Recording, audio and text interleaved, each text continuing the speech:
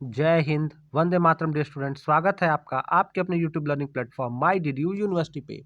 Students, मैं आपका अपना एजुकेटर शुभम सर आज आपके लिए लेकर अवेलेबल हूँ एक और इम्पोर्टेंट वीडियो लेक्चर। जी हाँ स्टूडेंट्स, आप अपने स्क्रीन पर देख पा रहे हैं PHED 106 यानी फिजिकल एजुकेशन एंड योगा के अंतर्गत आपका ये वीडियो लेक्चर होने वाला है स्टूडेंट्स।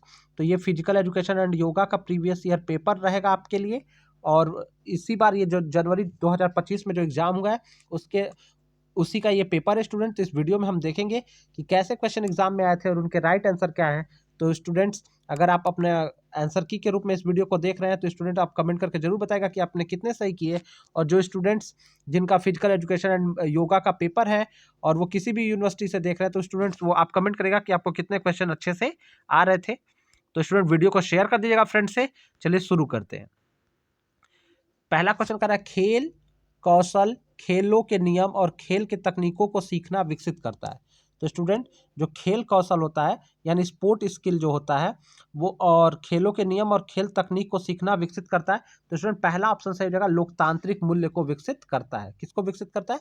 लोकतांत्रिक मूल्य को विकसित करता है। क्योंकि जैसे स्टूडेंट खेल में कुछ नियम कानून होते हैं और भाईचारा और प्रेम से हम खेल को खेलते हैं, उसी तरह लोकतंत्र में देश के अपने कुछ नियम कानून होते हैं जिसका सभी धर्म के लोगों को पालन करना आवश्यक होता है और मिलजुल के रहना आवश्यक होता है। तो स्टूडेंट, इससे लोकतांत्रिक मूल्यों की बढ़ोतरी होती है। लोकतांत्रिक मूल्य जो होता है, खेल से लोकतांत्रिक मूल्य विकसित होता है। तो ऑप्शन ए आपका राइट होगा। मनुष्य वस्तुतः शरीर, दिमाग और का एक अविभाज्य अंग है। तो स्टूडेंट, मनुष्य जो वस्तुतः शरीर, दिमाग और आत्मा, ऑप्शन ए आपका राइट होना चाहिए। आत्मा का अविभाज्य अंग है, ए आपका राइट रहेगा।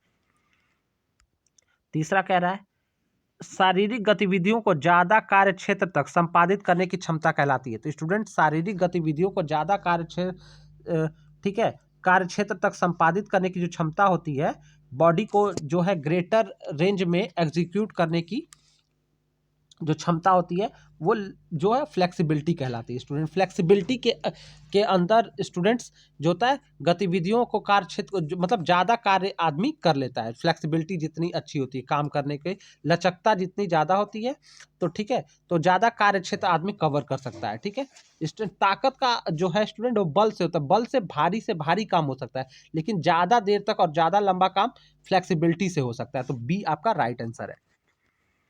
एक सामान्य वयस्क मानव में कितनी मांसपेशियां होती हैं? तो स्टूडेंट, एक सामान्य वयस्क मानव में 640 से 650 तक मसल्स होते हैं। तो राइट आंसर आपका ऑप्शन सी रहेगा, 640। नेक्स्ट क्वेश्चन करा, स्वास्थ्य मुख्य रूप से किसकी जिम्मेदारी है? तो स्टूडेंट, स्वास्थ्य मुख्य रूप से अगर बड़े स्तर पे जब हम बात करते हैं तो जैसे यहाँ पे तो ऑप्शन अलग है स्टूडेंट, तो समुदाय यानी कम्युनिटी की जिम्मेदारी है, व्यक्तिगत जिम्मेदारी अभिभावक की है, राज्य की है। तो अब इस तरह देखेंगे स्टूडेंट, तो स्वास्थ्य को अगर सही में देखें तो राज्य की जिम्मेदारी माना जाता है, इसे केंद्र की जिम्मेदारी नहीं माना जाता है। जो किसी देश में जो मतलब भारत में जो स्वास्थ्य जो होता है वो छोटे मतलब राज्य को उसकी जिम्मेदारी दी जाती है कि राज्य जो है अपने लोगों के स्वास्थ्य का उचित प्रबंध करेगा कि और उनकी देखभाल करने का उचित व्यवस्था करेगा ताकि लोग ज़्यादा से ज़्यादा स्वस्थ रहें। ये राज्य की जिम्मेदारी मानी जाती है। अब अपना स्वास्थ्य तो व्यक्तिगत जिम्मेदारी होती है, बच्चे का स्वास्थ्य अभिभावक की जिम्मेदारी होती है। ठीक है, लेकिन जो बड़े स्तर पर देखें तो राज्य की जिम्मेदारी होगी। ऑप्शन डी आपका राइट होगा। मानव शरीर की सबसे छोटी अस्थि पाई जाती है। तो स्टूडेंट, मानव शरीर की जो सबसे छोटी अस्थि है वो जो हड्डी है जिसको कहा जाता है अस्थि, तो वो कान में पाई जाती है। और स्टूडेंट, इसका नाम क्या होता है? स्टेपीज इसका नाम है। ये कान में जो 3 हड्डियां पाई जाती हैं उसमें से ये बीच में रहती है, मध्य हड्डी होती है। कान में 3 हड्डियां पाई जाती हैं, मेलियस, स्टेपीज और इंकस। तो स्टूडेंट, इंक्स में तो ये कान में जो होता है स्टेपीज जो होता है सबसे छोटी हड्डी है, कान में पाई जाती है। सूर्य नमस्कार के 12 चरणों में से चतुर्थ आसन का क्या नाम है? तो स्टूडेंट, सूर्य नमस्कार में 12 चरण होते हैं, ठीक है, और सभी चरणों के अपने नाम होते हैं और उनके अपने मंत्र भी होते हैं। ठीक है, तो 12 चरणों में जो स्टूडेंट पहला जो चरण होता है वो प्रणामासन कहलाता है, दूसरा हस्त उत्तासन कहलाता है, तीसरा उत्तासन कहलाता है और चौथा कहलाता है अश्व संचालन। ठीक है, तो ये चौथा अश्व संचालन होता है। अगर आप नोट करना चाहें तो 5वां होता है चतुरंग दंडासन, छठवां होता है अष्टांग नमस्कार, सातवां होता है भुजंगासन, आठवां होता है अधोमुक्त श्वासन, नौवां होता है अश्व संचालन, 10वां होता है उत्तानासन, 11वां होता है हस्त उत्तानासन और 12वां होता है प्राणायामासन। तो चौथा चौथा तो मैंने आपको पहले ही बता दिया कि वो चौथा होता है, वो कहलाता है अश्व संचालनासन, अश्व संचालन आसन, संचलासन उसको बोला जाता है। ठीक है, तो सी आपका राइट होगा। किसी व्यक्ति के स्वास्थ्य को उल्लेखनीय रूप से प्रभावित करता है। तो किसी के स्टूडेंट्स स्वास्थ्य को उल्लेखनीय रूप से क्या प्रभावित करता है? तो स्टूडेंट इसमें अगर डेली रूटीन या लाइफ स्टाइल, इसमें आप कंफ्यूज होंगे, लेकिन लाइफ स्टाइल स्टूडेंट हमारा खान पान, हमारी जीवन शैली कैसी है। ठीक है, तो जीवन शैली जो है वो इंसान के स्वास्थ्य को, मतलब जो लंबे दैनिक रूटीन तो डेली का होता है, लेकिन जो लंबे स्तर तक आपकी जो लाइफ स्टाइल है कि आप किस तरह जी रहे हैं, एक्सरसाइज कर रहे हैं नहीं कर रहे हैं, ये स्वास्थ्य को बड़े स्तर पर प्रभावित करता है। तो ऑप्शन बी यहाँ पे राइट होना चाहिए। स्टूडेंट अगर वीडियोस आपको फास्ट लगती है तो वीडियो आप स्लो करके देखिएगा, और चैनल को हमारे सब्सक्राइब नहीं किया तो सब्सक्राइब करिएगा। यहाँ डीडीओ और आपके एग्जामिनेशन से रिलेटेड सारी जरूरी इन्फॉर्मेशन आपको मिलती रहेगी। ठीक है, तो स्टूडेंट्स वीडियो को आप फ्रेंड से शेयर करके हमें सपोर्ट जरूर करिएगा। चलिए 9वां क्वेश्चन देखते हैं बिना टाइम वेस्ट किए हुए। शारीरिक शिक्षा के केंद्र में क्या है? तो कह रहा है गति, व्यक्ति, योग्यता, गति में व्यक्ति। तो स्टूडेंट शारीरिक शिक्षा के केंद्र में जो होता है वो फिटनेस होता है, फिटनेस होता है। ठीक है, सी आपका राइट होगा, फिटनेस। यहाँ पे योग्यता लिखा है, एबिलिटी, लेकिन यहाँ पे फिटनेस स्टूडेंट ज्यादा सही आंसर है। अब फिटनेस का जो आप अर्थ समझ लीजिए। निम्न में से क्या अष्टांग योग के यम तत्व का उदाहरण नहीं है? तो स्टूडेंट अष्टांग योग में जो 8 होते हैं, ठीक है, तो इसमें जो 8 हैं उसकी बात कर रहा है। तो उसमें पूछ रहा है कि यम तत्व का उदाहरण नहीं है। तो यम तत्व का उदाहरण की जब हम बात करते हैं तो इसमें क्या क्या आता है स्टूडेंट? तो इसमें आपके जब बात आती है तो कह रहा सच्चाई, अस्तेय, संतोष और अपरिग्रह। तो यम, नियम और आसन होता है ना, तो किसके अंदर पूछ रहा है? तो यम तत्व यहाँ पे पूछा भी है, यम के अंतर्गत पूछ रहा है। यम के अंदर क्या नहीं आता है? तो स्टूडेंट यम के अंदर संतोष नहीं आता है। जो संतोष है वो यम के अंतर्गत नहीं आता है। यम के अंतर्गत आता है अहिंसा, सत्य, सत्य को ही सच्चाई कहेंगे। ठीक है, तो अहिंसा, सत्य, अस्तेय, ब्रह्मचर्य और अपरिग्रह। तो ब्रह्मचर्य आता है और अपरिग्रह आता है। ठीक है, तो आप नोट भी कर सकते हैं।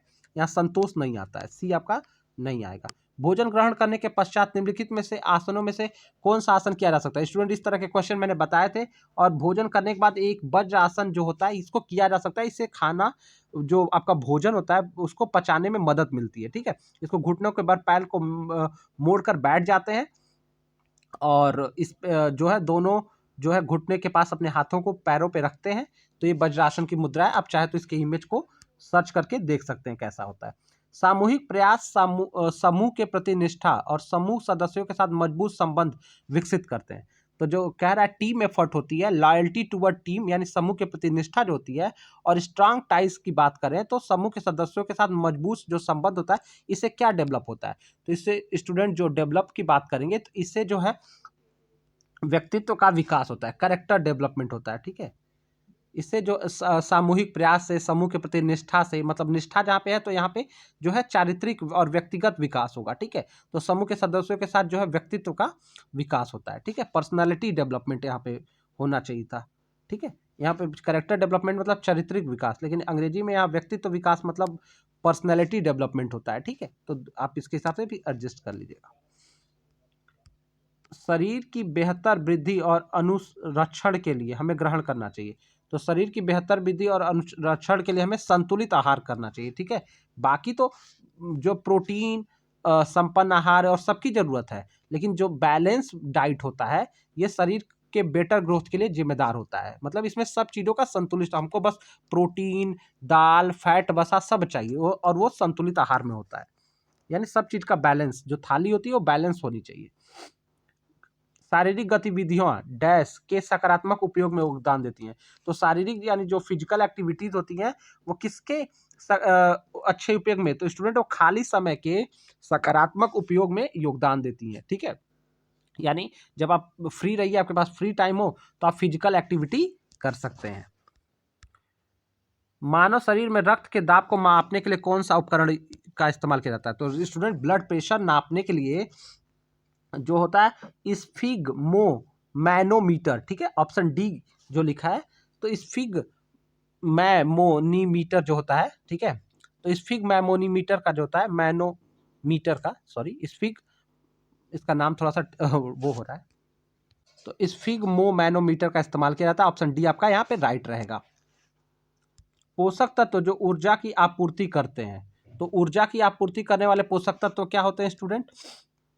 तो ऊर्जा की आपूर्ति करने वाले जो है, जिसको हमसे मतलब हमको इंस्टेंट एनर्जी मिलती है, तो फैट, कार्बोहाइड्रेट और प्रोटीन होते हैं। प्रोटीन नहीं दिया है तो वसा और कार्बोहाइड्रेट दिया हुआ है, तो यही ऑप्शन राइट होगा। वो जो होता है पोषक तत्व को से जो ऊर्जा मिलती है वो वसा और कार्बोहाइड्रेट से मिलती है, ठीक है। मानव शरीर की सबसे लंबी मांसपेशी, तो स्टूडेंट जो सबसे लंबी मांसपेशी की बात करें तो ये होता है सार्टोरियस, ठीक है। तो सबसे लंबी मांसपेशी होती है सार्टोरियस होती है, और ये 600 mm के आसपास होती है, 600 mm की होती है, ठीक है। तो 600 mm की होती है सार्टोरियस। तो ऑप्शन ए आपका राइट होगा। निम्नलिखित में से किसे शारीरिक शिक्षा की कोई परिभाषा नहीं दी है? तो कौन शारीरिक शिक्षा की परिभाषा नहीं दिया स्टूडेंट? तो इसमें से अल्फ्रेड नोबल ने, जो ऑप्शन ए कह रहा है, देखिए जेएफ विलियम्स ने दी है, जेबी नैश ने भी दी है, इनकी पुस्तक भी है, और कैसिडी ने भी दी है। लेकिन जो अल्फ्रेड नोबल है, ये नोबल प्राइज इनके नाम पे दिया जाता है, और ये साइंटिस्ट है, इन्होंने फिजिकल एजुकेशन से रिलेटेड कोई भी परिभाषा नहीं दी है, ना ही कोई पुस्तक लिखी है। तो ये आपका राइट रहेगा।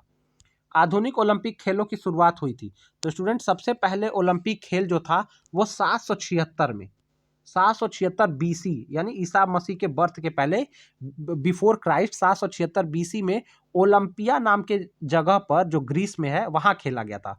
लेकिन ये पूछा है आधुनिक संदर्भ में, तो स्टूडेंट आधुनिक संदर्भ में 1500, लगभग 1500 साल बाद जो है 1896 में, 1896 में, मॉडर्न समय में जो है समर ओलंपिक यानी ग्रीष्मकालीन ओलंपिक 6 अप्रैल 1896 में, मतलब 6 अप्रैल से 15 अप्रैल 1896 में जो है वो एथेंस में किया गया, 1500 साल बाद पहले ओलंपिक के, ठीक है, क्योंकि इसको रोमन साम्राज्य ने बंद करा दिया था, तो ये 1500 साल तक लगभग बंद रहा था, ठीक है। तो बी आपका राइट होगा 1896 में। भगवत गीता में मुख्यतः ध्यान दिया गया, तो स्टूडेंट मुख्यतः पूछा है, तो जो सबसे ज्यादा मुख्यतः ध्यान दिया गया कर्म योग पर दिया गया है, ठीक है। किस पे दिया गया? कर्म योग पर दिया गया, कि इसमें इसलिए भगवत गीता में एक श्लोक भी है, कर्मण्येवाधिकारस्ते मा फलेषु कदाचन, ठीक है। तो कर्म योग पर ज्यादा ध्यान दिया गया है। स्टूडेंट जिन्होंने महामैराथन मेरा देखा होगा PSY 100 का 1-2, तो उनको जरूर सॉरी PHED 106 का देखा होगा, तो उनको जरूर मदद मिली होगी, लेकिन पेपर फिर भी बिल्कुल थोड़ा अलग आया था। तो आपके कॉमन सेंस जिन्होंने लगाए होंगे, जिन्होंने अच्छे से थोड़ा पढ़ा होगा, उनका पेपर अच्छा हुआ होगा। फिट इंडिया मूवमेंट अभियान का लक्ष्य क्या है? तो कुछ तो जीएस के क्वेश्चन भी उठा के पूछ लिए, जैसे फिट इंडिया मूवमेंट है, तो इसका जो है लक्ष्य क्या है? लोगों के स्वास्थ्य और खेल के प्रति जागरूकता, स्टूडेंट लोगों के स्वास्थ्य और खेल के प्रति जागरूकता को बढ़ाना, और ये ठीक है 29 अगस्त को शुरू किया गया था, जिस दिन मेजर ध्यानचंद्र जी का जन्मदिन आता है, और हम राष्ट्रीय खेल दिवस मनाते हैं। प्रधानमंत्री नरेंद्र मोदी ने इसकी शुरुआत जो है दिल्ली में की थी, ठीक है। अगला क्वेश्चन देख लेते हैं। निम्नलिखित में से कौन सा प्रकृति का एक अंतरिष्ट प्रवृत्ति और उपहार है? यानी which of the following is an inherent tendency and gift of nature. तो प्रकृति का, यहाँ प्रवृत्ति लिखा है, यहाँ प्रकृति होना चाहिए, इसीलिए मैं कह रहा था यहाँ क्यों मैं इसका मतलब नहीं समझ रहा, तो यहाँ प्रकृति होना चाहिए, ठीक है। तो प्रकृति का एक आंतरिक, अच्छा सॉरी स्टूडेंट, ठीक लिखा है, सॉरी ऊपर लिखा है प्रकृति। निम्नलिखित में से कौन सा प्रकृति का एक अंतरिष्ट प्रवृत्ति और उपहार है? ठीक है, तो इनहेरेंट टेंडेंसी, ये ठीक लिखा है स्टूडेंट, ठीक है। तो इनहेरेंट टेंडेंसी और गिफ्ट ऑफ नेचर क्या है? तो स्टूडेंट गिफ्ट ऑफ नेचर जो है वो योग है, ठीक है। तो आप ऑप्शन आपका ए राइट होगा, कि यहाँ पे योगा हो जाएगा। ये जो है प्रकृति का एक अनमोल उपहार है, ठीक है, योगा, ठीक है। तो ए राइट होगा। नेक्स्ट क्वेश्चन, आलू बड़ा स्रोत है। तो स्टूडेंट ये तो आप जानते ही होंगे, हमारे अगल बगल में बहुत ज़्यादा लोग आलू, मतलब शुगर लोगों को दिख जाता है हुआ हुआ, जिसको आप डायबिटीज़ कहते हैं। तो आलू उसमें बना होता है, क्योंकि इसमें सबसे ज़्यादा कार्बोहाइड्रेट होता है, ठीक है, तो कार्बोहाइड्रेट, आलू का सबसे बड़ा स्रोत किसका है? कार्बोहाइड्रेट का, ठीक है, तो ऑप्शन डी आपका राइट होगा। आधुनिक युग में शारीरिक शिक्षा ने असीमित योगदान दिया है क्योंकि यह जैविक सामाजिक डैश की पूर्ति करता है। तो आधुनिक युग में शारीरिक शिक्षा ने जो असीमित योगदान दिया है क्योंकि ये जैविक सामाजिक, और इसके बाद में क्या भरेंगे तो जैविक सामाजिक के बाद हो जाएगा जो है,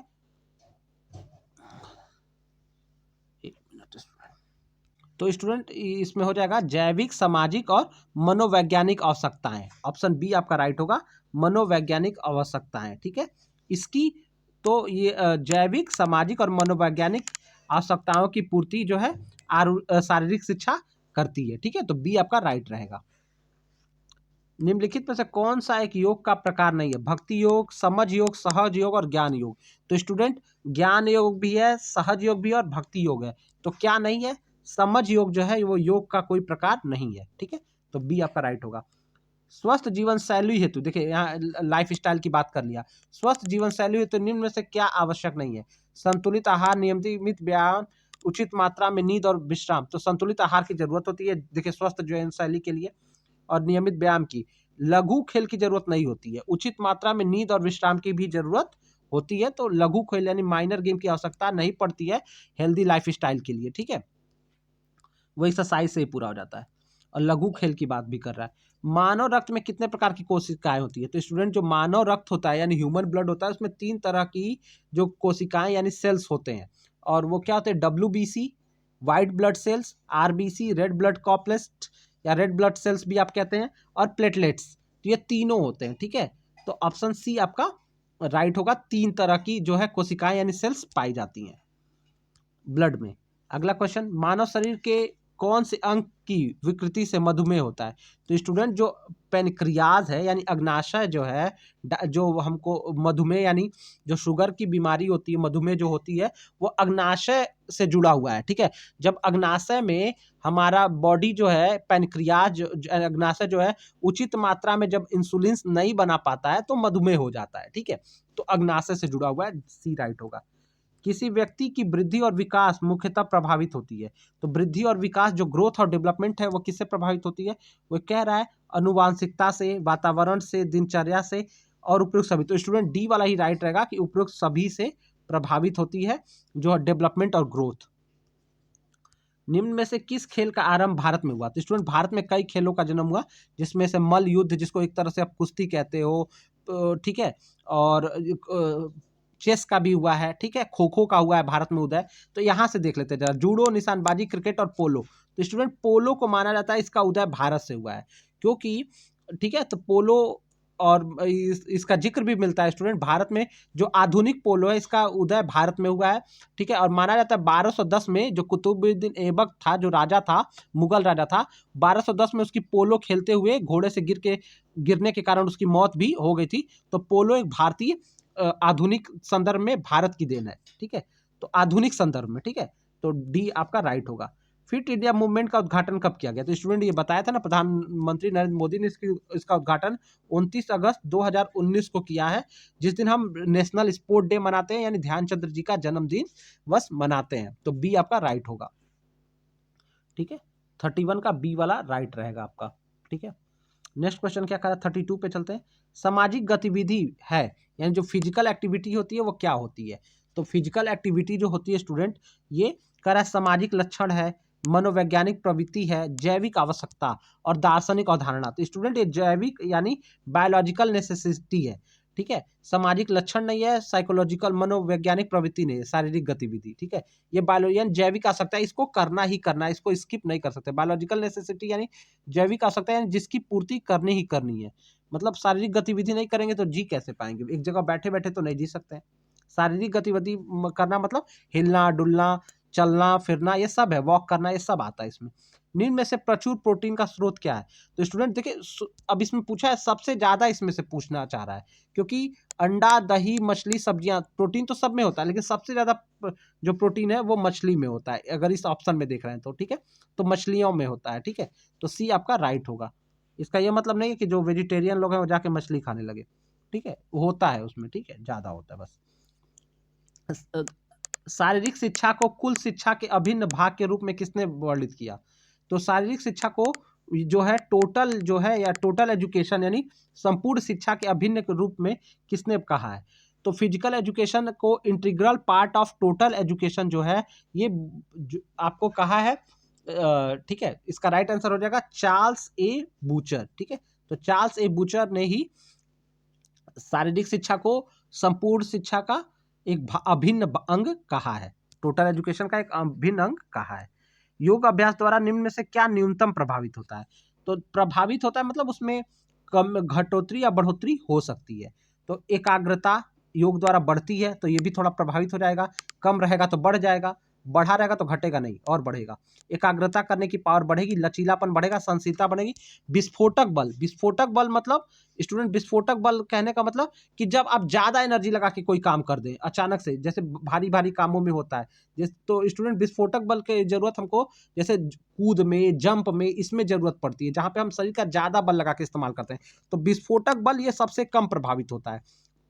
योग द्वारा धीरे धीरे जो है एकाग्रता, लचीलापन और सहनशीलता बढ़ती है, विस्फोटक बल सबसे कम प्रभावित होता है, ठीक है। ये इसका योग से मतलब अचानक से एकाएक योग करने से आपके अंदर विस्फोटक बल नहीं आ जाएगा, ठीक है, वो धीरे धीरे ही आएगा। तो ये सबसे कम प्रभावित होता है, ये होता है लेकिन सबसे कम। अष्टांग योग का 5वां तत्व क्या है? तो स्टूडेंट अष्टांग योग में जो 8 है, योग के 8 जो तत्व हैं उसमें पहला है यम, दूसरा है नियम, तीसरा है आसन, चौथा है प्राणायाम और 5वां है प्रत्याहार। तो 5वां हो जाता है प्रत्याहार, 6वां भी नोट कर लिए धारणा, 7वां होता है ध्यान और 8वां होता है समाधि। स्टूडेंट ये सारे क्वेश्चन नाथ पंथ में भी मैंने आपको बताए थे, तो यहाँ से भी इस क्वेश्चन को आप अगर थोड़ा सा लिंक करके करे होंगे पेपर, क्योंकि पेपर स्टूडेंट लिंक करके करना पड़ेगा तब अच्छा होगा। तो यहाँ प्रत्याहार आपका राइट आंसर हो जाएगा। कूपिका मानव शरीर के कौन से तंत्र से संबंधित है? कूपिका बोले तो एल्वियोली, ठीक है स्टूडेंट। कूपिका आपको नहीं नाम भी पता हो तो अंग्रेजी में नाम देखिए, इसका नाम एल्वियोली है। तो एल्वियोली जो है वो किस बॉडी पार्ट से जुड़ा हुआ है? तो स्टूडेंट जो एल्वियोली होता है वो रेस्पिरेटरी से जुड़ा हुआ है, ठीक है। एल्वियोली जो है वो रेस्पिरेटरी यानी श्वसन तंत्र से जुड़ा हुआ है, ठीक है। ऑप्शन डी आपका राइट हो जाएगा, ठीक है। 37 का आपका डी आपका राइट होगा, क्योंकि स्टूडेंट जो एल्वियोली होता है फेफड़ों में स्थित होता है और मानव द्वारा जब हवा ली जाती है तो मानव द्वारा ली गई हवा को ये रक्त में पहुंचाता है, ठीक है। तो श्वसन तंत्र से जुड़ा हुआ है और ये फेफड़े में एल्वियोली स्थित रहता है। निम्न में से कौन सा आसन बैठी मुद्रा में किया जाता है? तो बैठी मुद्रा अभी पहले ही बता चुका हूं कि बैठ के जो मुद्रा की जाती है वो वज्र आसन है, बाकी ये खड़ी मुद्रा की आसन है। निम्न में से कौन से खेल की उत्पत्ति भारत में हुई? अब एक और क्वेश्चन आ गया लेकिन ऑप्शन बदले हुए हैं। तो क्रिकेट, फुटबॉल, कबड्डी और वॉलीबॉल। तो स्टूडेंट कबड्डी जो है ये भारत का खेल माना जाता है, ठीक है। कबड्डी, कुश्ती ये सब भारतीय खेल माने जाते हैं, तो सी आपका राइट रहेगा। चेस भी भारतीय खेल है, इस बात को भी आप ध्यान रखिएगा। ओलंपिक ध्वज में कौन सा रंग का उपयोग नहीं होता? तो स्टूडेंट ओलंपिक ध्वज की जब हम बात करते हैं तो ओलंपिक ध्वज जो होता है उसमें नीला, काला, सफेद। तो स्टूडेंट उसमें नीला, पीला, काला, हरा और लाल ये रंग होते हैं। छल्ले, ये 5 छल्ले होते हैं, 5 रंग के होते हैं। और सब झंडे की जब बात करते हैं तो व्हाइट रंग पे ये पांचों छल्ले दिखाए जाते हैं, तो व्हाइट रंग भी होता है। नारंगी रंग उसमें नहीं होता है, ठीक है। तो उसमें जो आपका white, blue, yellow, black, green और रेड होता है, नारंगी नहीं होता है, ऑरेंज नहीं होता है, ठीक है। पतंजलि के योग सूत्र में कितने सूत्र लिखे गए? तो स्टूडेंट जो पतंजलि के योग सूत्र का 2 वर्जन हमारे पास उपलब्ध है, 2 अलग अलग राइटरों ने जिसको बनाया। एक में 195 सूत्र है और एक उसमें 196 है। तो यहाँ 196 का ऑप्शन दिया गया है, तो ये राइट रहेगा, ठीक है। तो बी आपका सही है। अगला क्वेश्चन, शारीरिक शिक्षा कला और विज्ञान का दुर्लभ संगम इसलिए इसको कहा जाता है। तो शारीरिक शिक्षा जो है विज्ञान और कला का दुर्लभ संगम है, इसलिए इसको कलात्मक विज्ञान कहा जाएगा। अगर आप नाम से ही लिंक कर लेंगे कला और विज्ञान तो कलात्मक विज्ञान इसको कहा जाता है। जाके इसको व्यवहारिक विज्ञान नहीं कह सकते हैं, इसको सोशल साइंस नहीं कह सकते हैं और इसको सकारात्मक विज्ञान नहीं कह सकते हैं, आर्टिस्टिक साइंस है, ठीक है। तो आपका डी राइट होना चाहिए। निम्न निम्नलिखित में से किसको अष्टांग योग का जनक माना जाता है? तो स्टूडेंट पतंजलि ऋषि को अष्टांग योग का जनक माना जाता है और अष्टांग योग में जो 8 होते हैं वो तत्व होते हैं वो मैंने आपको बता ही दिए हैं। निम्नलिखित में से कौन सा आसन एक पैर पे खड़े होकर किया जाता है? ताड़ आसन, वृक्ष आसन, हस्तपाद आसन, त्रिकोण आसन।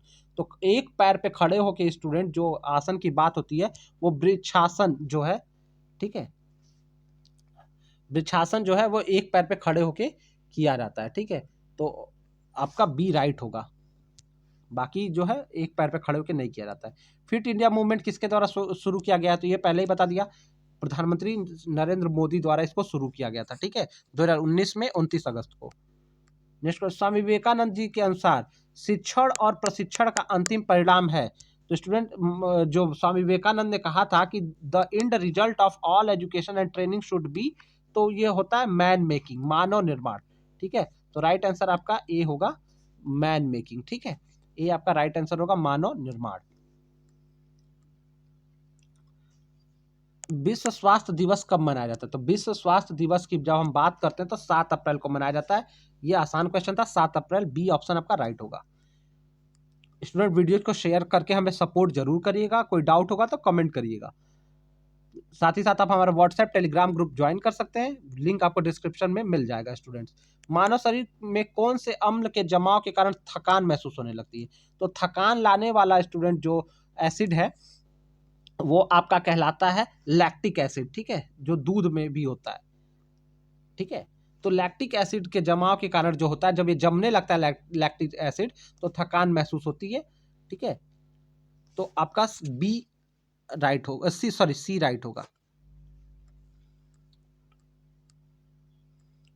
तंदुरुस्ती के घटकों में कौन से एक को छोड़कर सभी शामिल है, शारीरिक, बौद्धिक, आध्यात्मिक, मनोवैज्ञानिक। तो स्टूडेंट जो होता है वेलनेस के कंपोनेंट की जब बात करते हैं, तंदुरुस्ती मतलब वेलनेस, तो इसके जो कंपोनेंट बताए गए, 8 कंपोनेंट बताए गए, 8 घटक बताए गए हैं।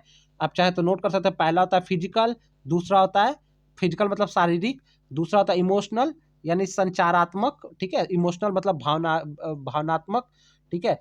तीसरा होता है सोशल, सामाजिक, और चौथा होता है इंटेलेक्चुअल यानी बौद्धिक, पांचवा होता है इन्वायरमेंटल यानी जो आपका पर्यावरण का तत्व होता है, स्पिरिचुअल यानी आध्यात्मिक होता है, वोकेशनल होता है, ठीक है, और एक होता है फाइनेंशियल। तो इसमें मनोवैज्ञानिक की बात नहीं की गई वेलनेस में, तो आपका डी आपका राइट हो जाएगा कि वेलनेस की बात नहीं है। वेलनेस जो है वो तंदुरुस्ती के घटकों में शामिल नहीं, सॉरी, मनोवैज्ञानिक यानी साइकोलॉजिकल जो एलिमेंट है, ये जो है वेलनेस के एलिमेंट में शामिल नहीं होता है, साइकोलॉजिकल, ठीक है, यानी मनोवैज्ञानिक तत्व शामिल नहीं होता है, बाकी ऊपर वाले होते हैं। लास्ट क्वेश्चन कर रहा है, मानव हृदय में कितने प्रकोष्ठ पाए जाते हैं, चैम्बर। तो ह्यूमन हार्ट में जो है कितने चैम्बर पाए जाते हैं, तो स्टूडेंट 4 चैम्बर पाए जाते हैं। लेफ्ट आर्टियम यानी बाया आर्टियम, दाया आर्टियम, राइट आर्टियम, और लेफ्ट वेंट्रिकल और राइट वेंट्रिकल यानी दाया वेंट्रिकल और बाया वेंट्रिकल, और दाया बाया आर्टियम। तो ये 4 चैम्बर पाए जाते हैं। स्टूडेंट, इस तरह से हमने आपको 50 क्वेश्चन कवर किए। आशा करते हैं वीडियो लेक्चर आपको पसंद आएगा, तो वीडियो लेक्चर को फ्रेंड से शेयर जरूर करेगा, कमेंट करके बताइएगा कि आपको कितने क्वेश्चन सही सही आ रहे थे।